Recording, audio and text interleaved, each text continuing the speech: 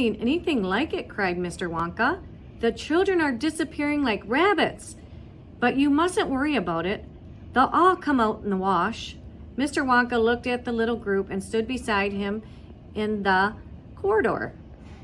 There were only 2 children left now, Mike Teavee and Charlie Bucket. And there were 3 grown-ups, Mr. and Mrs. Teavee and Grandpa Joe. Shall we move on? Mr. Wonka asked. Oh, yes, cried Charlie and Grandpa Joe, both together. My feet are getting tired, said Mike Teavee. I want to watch television.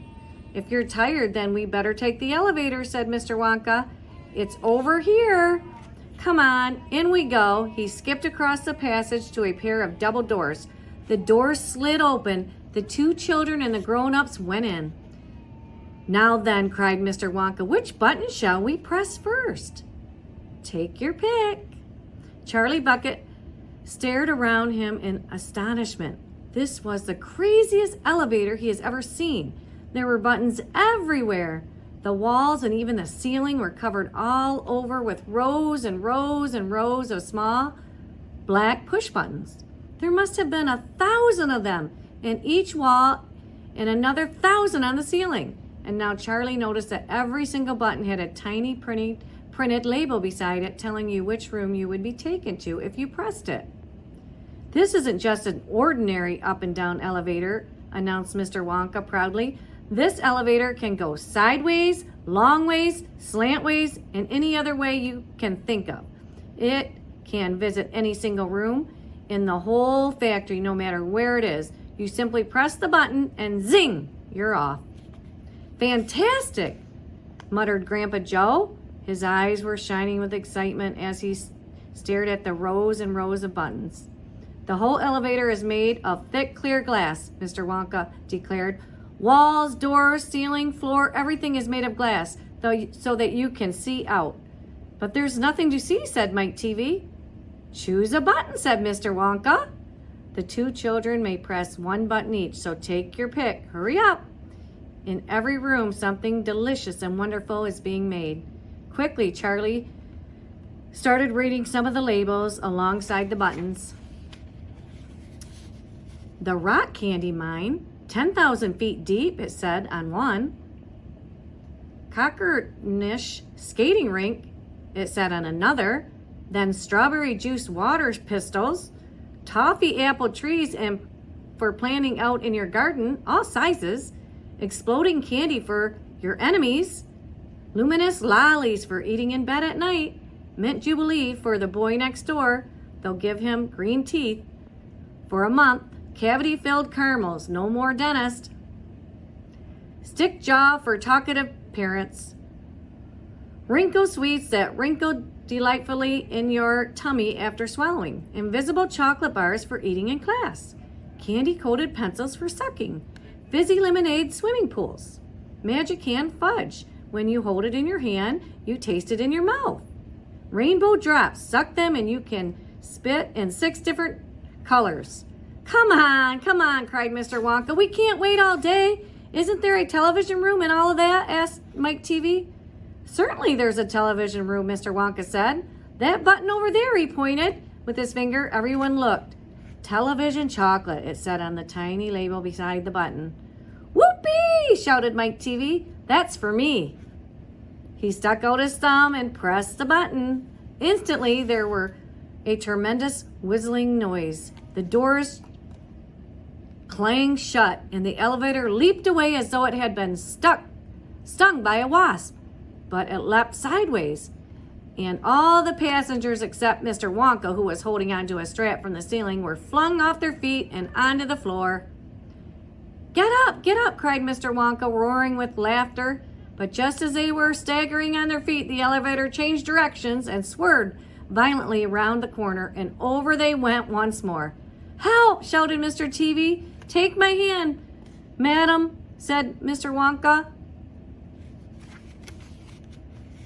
There you are. Now grab this strap. Everybody grab a strap. The journey is not over yet. Old Grandpa Joe staggered to his feet and caught hold of the strap. Little Charlie, who couldn't possibly reach as high as that, put his arm around Grandpa Joe's legs and hung on tight. The elevator rushed onto at a speed of a rocket. Now it was beginning to climb. It was shooting up and up and up on a steep, slanty course as if we were climbing a very steep hill. Then suddenly, as though it had come to the top of the hill and gone over, it dropped like a stone, and Charlie felt his tummy coming right up into his throat. And Grandpa Joe shouted, "Yippee! Here we go!" And Mr. TV cried out, "The rope has broken. We're going to crash." And Mr. Wonka said, "Calm yourself, my dear lady," and patted her comfortably on the arm. And then Grandpa Joe looked down at Charlie, who was clinging to his legs, and he said, "Are you all right, Charlie?" Charlie shouted, "I love it. It's like being on a roller coaster." And through the glass walls of the elevator, as it rushed along, they caught sudden glimpses of strange and wonderful things going on in some of the other rooms. An enormous spout with brown sticky stuff oozing out of it onto the floor. A great cranky mountain made entirely of fudge with Oompa Loompas all roped together for safety. Hacking huge hunks of fudge out of it. A machine with white powder spraying out of it like a snowstorm. A lake of hot caramel with steam coming off of it. A village of Oompa Loompas with tiny houses and streets and hundreds of Oompa Loompa children no more than 4 inches high playing in the streets. And now the elevator began flattening out again, but it seemed to be going faster than ever, and Charlie could hear the screams of the wind outside as it hurled forward, and it twisted and it turned and it went up and it went down, and "I'm going to be sick," yelled Mr. TV, Mrs. TV, turning green in the face. "Please don't be sick," said Mr. Wonka. "Try and stop me," said Mrs. TV.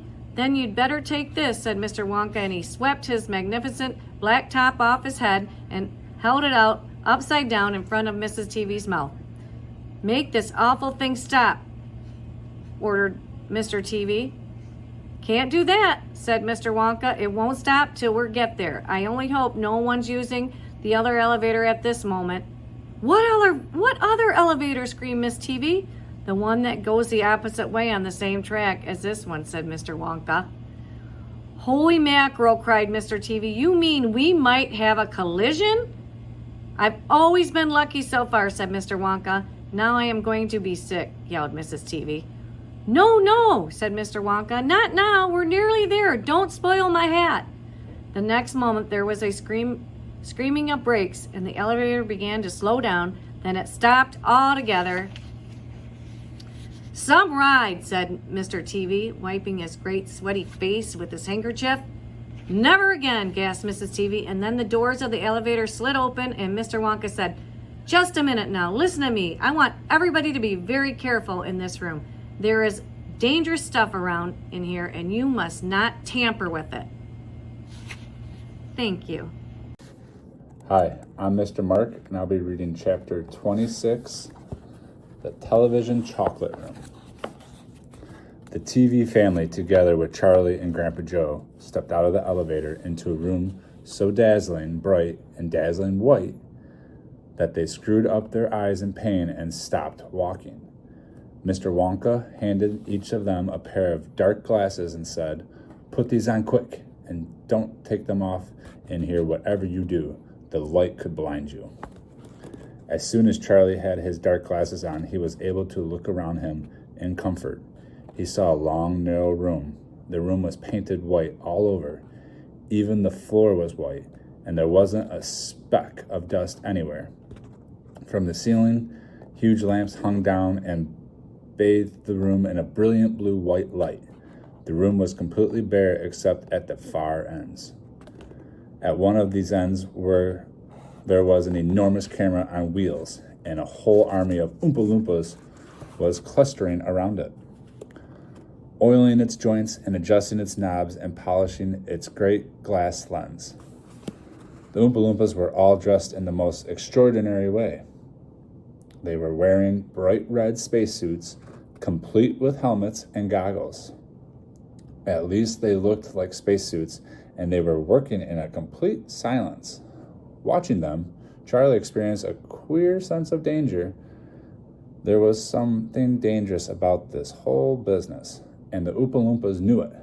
There was no chattering or singing among them here, and they moved about over the huge black camera slowly and carefully in their scarlet spacesuits. At the other end of the room, about 50 paces away from the camera, a single Oompa Loompa, also wearing a spacesuit, was sitting at a black table gazing at the screen of a very large television set. "Here we go," cried Mr. Wonka, hopping up and down with excitement. "This is the testing room for my very latest and greatest invention, television chocolate." "But what is television chocolate?" asked Mike TV. "Good heavens, child, stop interrupting me," said Mr. Wonka. "It works by television. I don't like television myself. I suppose it's all right in small doses, but children never seem to be able to take it in small doses. They want to sit there all day long, staring and staring at the screen." "That's me," said Mike TV. "Shut up," said Mr. TV. "Thank you," said Mr. Wonka. "I shall now tell you how this amazing television set of mine works. But first of all, do you know how ordinary television works? It is very simple. At one end, where the picture is being taken, you have a large movie camera, and you start photographing something.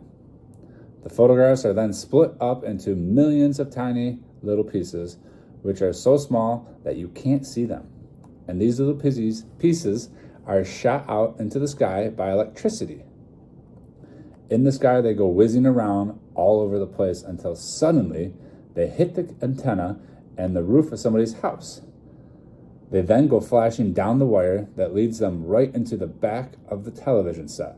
And in there, they get jiggled and joggled around until at last, every single one of these millions of tiny pieces is fitted back into its right place, just like a jigsaw puzzle. And presto, the photograph appears on the screen. That isn't exactly how it works, Mike TV said.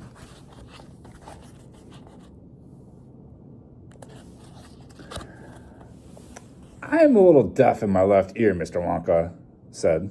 "You must forgive me if I don't hear everything you say." "I said that isn't exactly how it works," shouted Mike TV. "You're a nice boy," Mr. Wonka said, "but you talk too much. Now then, the very first time I saw ordinary television working, I was struck by a tremendous idea. 'Look here,' I shouted. 'If these people can break up a photograph into millions of pieces and send the pieces whizzing through the air and then put them together again at the other end, why can't I do the same thing with a bar of chocolate? Why can't I send a real bar of chocolate whizzing through the air in tiny pieces and then put the pieces together at the other end, all ready to be eaten?' 'Impossible,' said Mike TV. 'You think so?' cried Mr. Wonka. 'Well, watch this. I shall now send a bar of my very best chocolate from one end of this room to the other by television. Get ready. There, bring in the chocolate.' Immediately, 6 Oompa Loompas marched forward, carrying on their shoulders the most enormous bar of chocolate Charlie had ever seen. It was about the size of the mattress he slept on at home.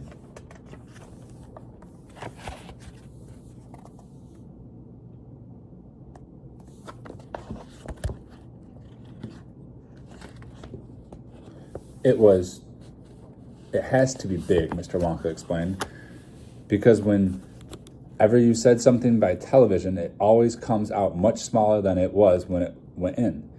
Even with ordinary television, when you photograph a big man, he never comes out on your screen any taller than a pencil, does he? Here we go then. Get ready. No, stop, hold everything. You there, Mike TV, stand back. You're too close to the camera. There are dangerous rays coming out of that thing. They could break you up into tiny pieces in 1 second. That's why the Oompa Loompas were wearing spacesuits. The suits protect them. All right, that's better. Now then, switch on. One of the Oompa Loompas caught hold of a large switch and pulled it down. There was a blinding flash. "The chocolate's gone," shouted Grandpa Joe, waving his arms. He was quite right. The whole enormous bar of chocolate had disappeared completely into the thin air. "It's on its way," cried Mr. Wonka. It is now rushing through the air above our heads in a million tiny pieces. Quick, come over here. He dashed over to the other end of the room, where the large television set was standing, and the others followed him. Watch the screen, he cried. Here, look. Here it comes. Look. The screen flickered and lit up. Then suddenly a small bar of chocolate appeared in the middle of the screen. Take it, shouted Mr. Wonka, growing more and more excited. How can you take it? Asked Mike TV, laughing. It's just a picture on a television screen. Charlie Bucket, cried Mr. Wonka. You take it. Reach out and grab it. Charlie put out his hand and touched the screen, and suddenly, miraculously, the bar of chocolate came away in his fingers. He was so surprised he nearly dropped it. Eat it, shouted Mr. Wonka. Go on and eat it. It'll be delicious. It's the same bar. It's gotten smaller on the journey, that's all. It's absolutely fantastic, gasped Grandpa Joe. It's a miracle. Just imagine, cried Mr. Wonka, when I start using this across the country, you'll be sitting at home watching television and suddenly a commercial will flash onto the screen and a voice will say, Eat Wonka's chocolates. They're the best in the world. If you don't believe us, try one for yourself. Now. And you can simply reach out and take one. How about that, eh? Terrific, cried Grandpa Joe. It will change the world. Thanks, guys. Hope you enjoyed. Bye.